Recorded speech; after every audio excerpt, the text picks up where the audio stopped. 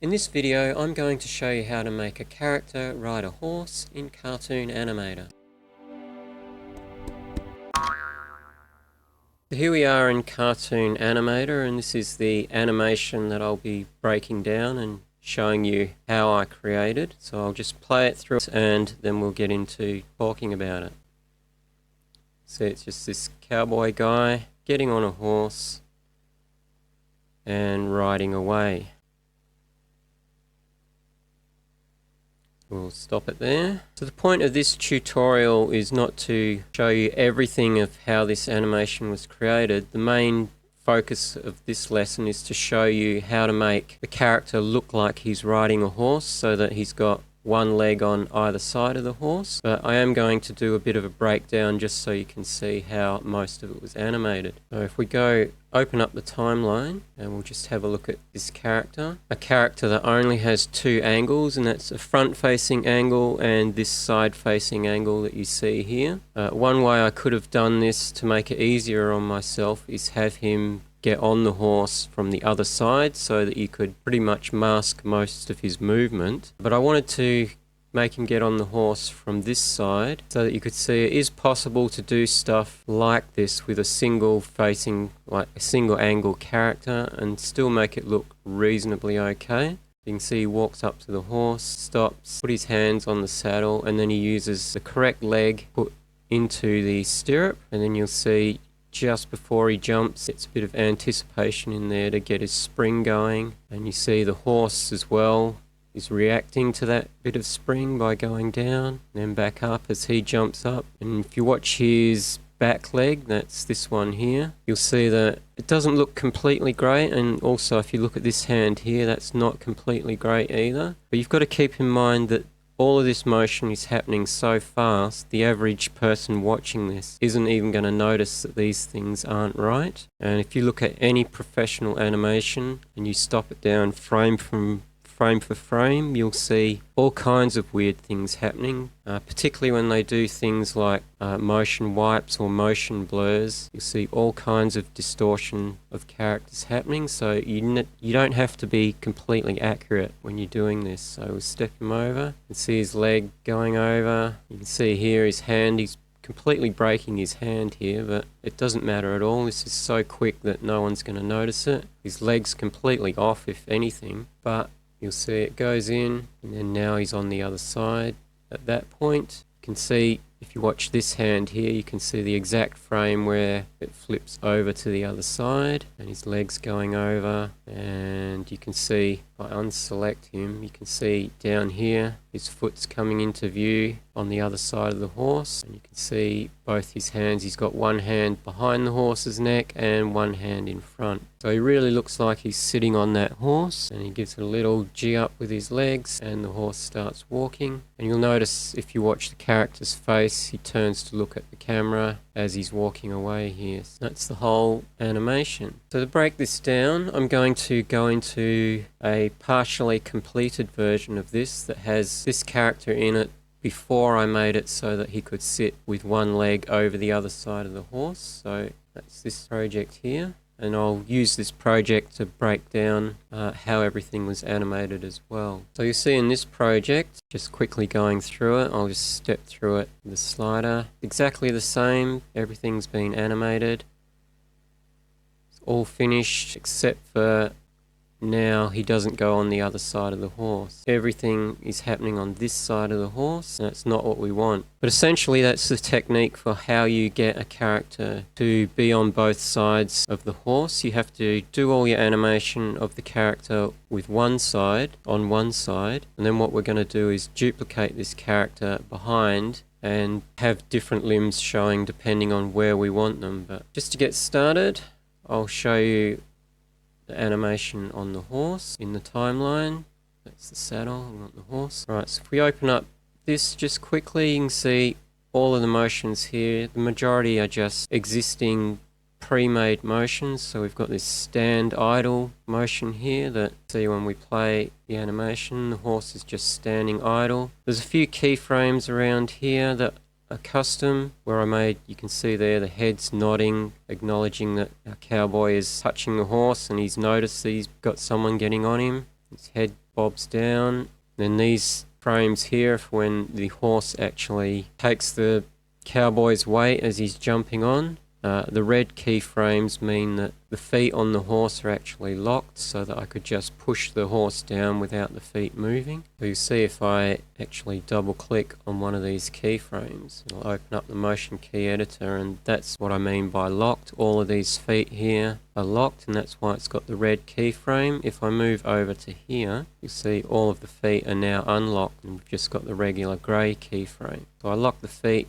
here, so I could just drag down on the top of the horse and the feet would stay in the same spot. Keep moving along up to here. The walk is just a standard walk. There's no adjustments to it. These are just keyframes that get put in when you put in a new motion, and I may have just put in a keyframe just to lock the horse so that nothing up here got messed up with anything that I did. A linear walk, this is a start walk. Then it's a looped walk that's looped a few times, and then it does actually have an end walk, but that's off camera so you don't actually see that. So that's the horse, pretty straightforward, not too much to be done there. And all of the movement, by the way, is done through the transform track. All of these motions here are on the spot, so if I took out the transform track, this horse would simply walk on the spot. That's why you can see this path here. That's the path from the transform track, which is under this button here. I should click this button so that we don't get the saddle showing there. But you can see if I go up here, got that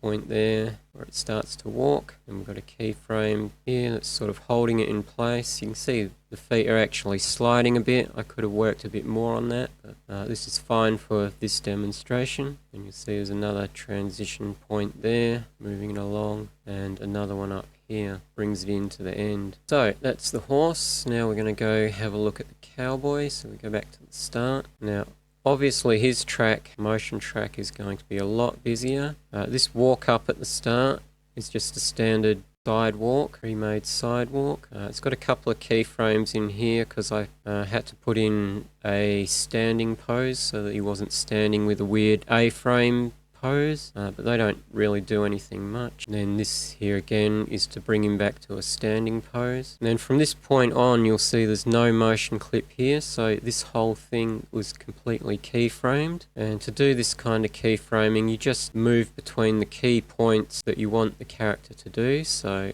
here I went to there, his arms lifted up. That was my key point. See here these red dots are to lock the feet, so it makes it easier for me to move the character around without, like for instance, doing this anticipation thing with the feet locked. I can just drag him down. I don't have to do any keyframing of his leg or anything. I can just grab the hip, drag him down, and his feet and his hand and this foot here are all locked so that they stay in place.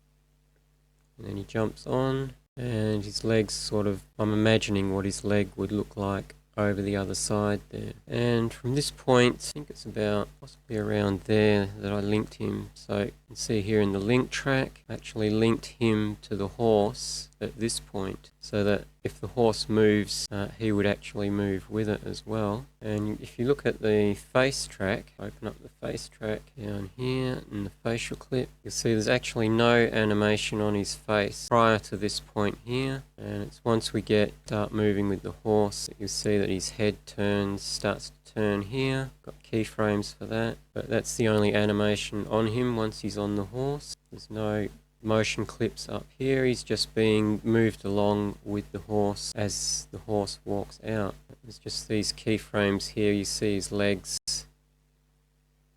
do that little kick to get the horse moving, and that's the end of the animation of his body.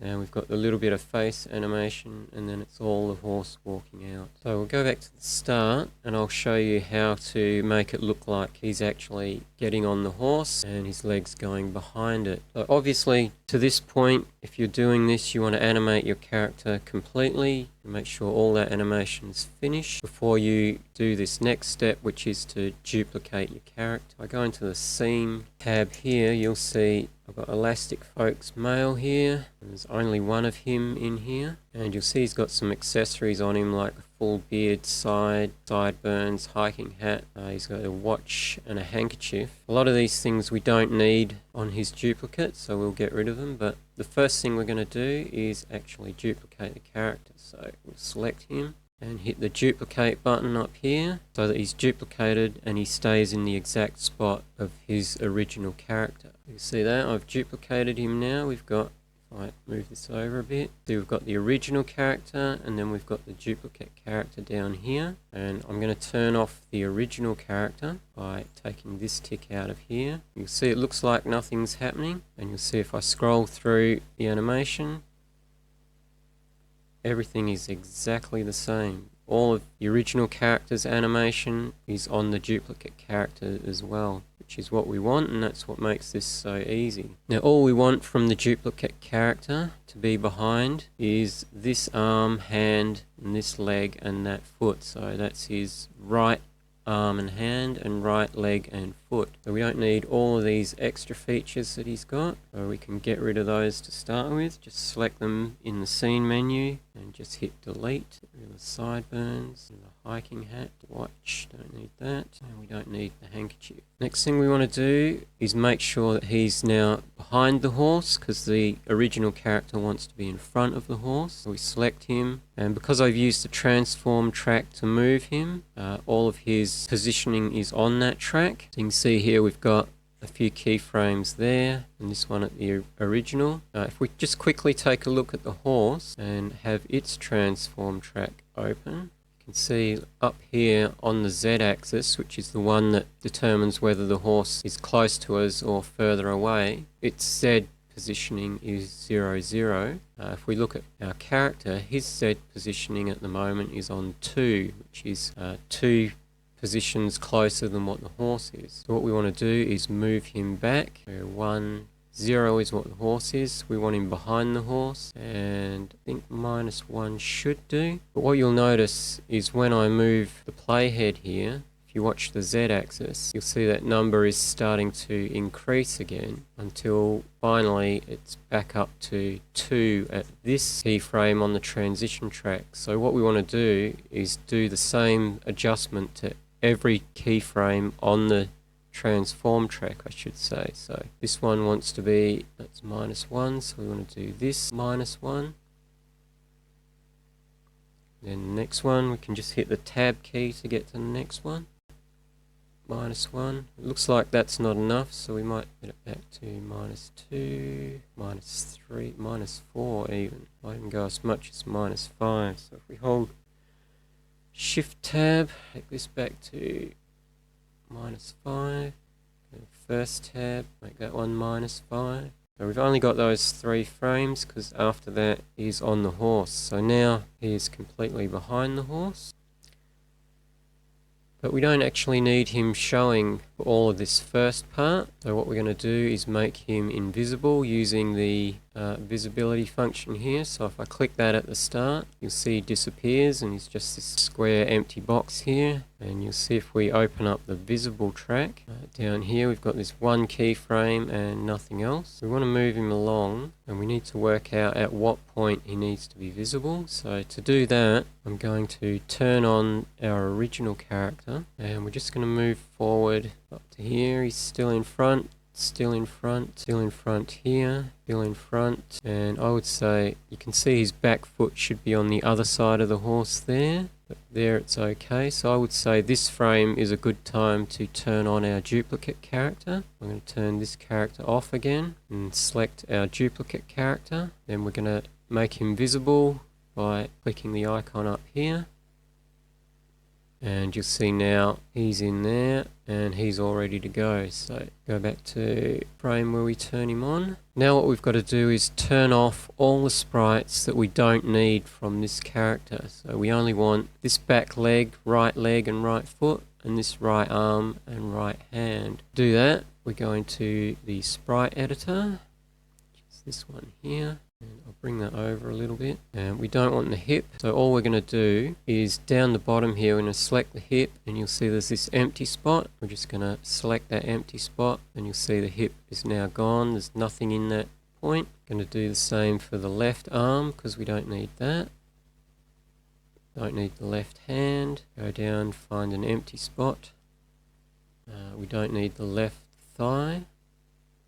find the empty spot, and we don't need the left foot.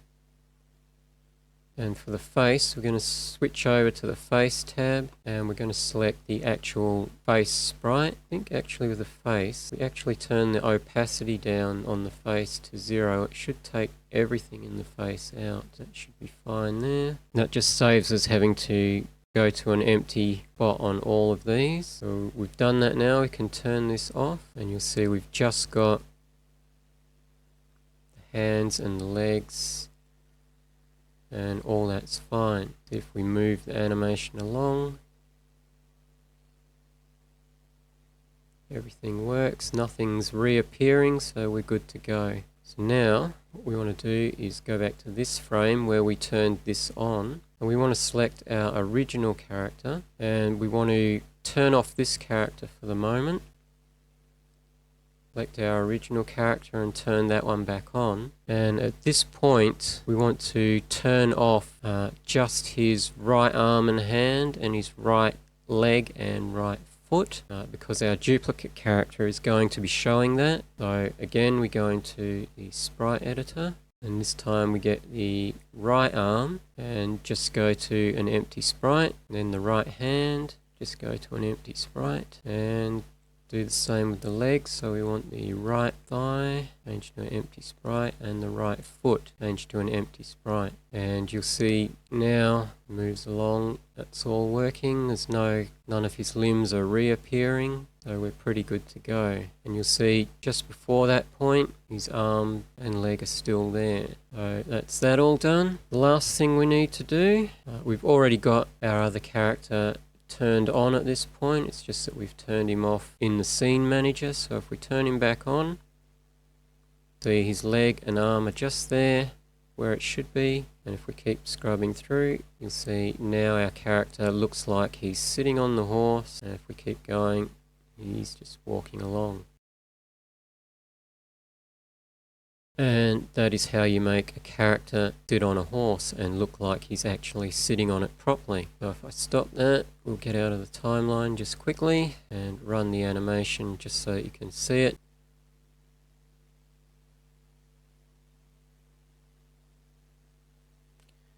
There we go. So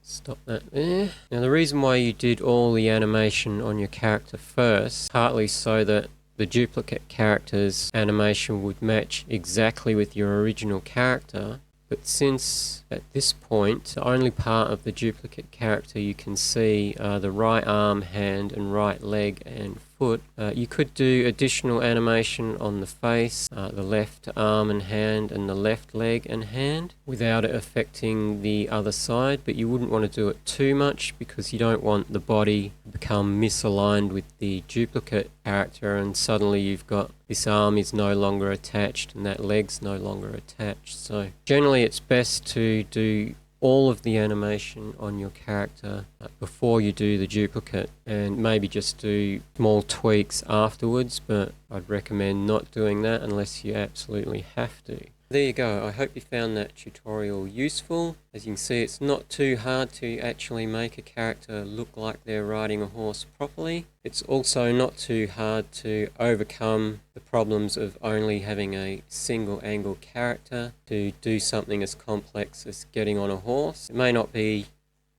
how a character would actually get on a horse, but it's an approximation and it looks good enough with what you have, and I don't think people would have too much of a problem with that. As I said, hope you found that useful, and I'll see you in the next video. Bye for now.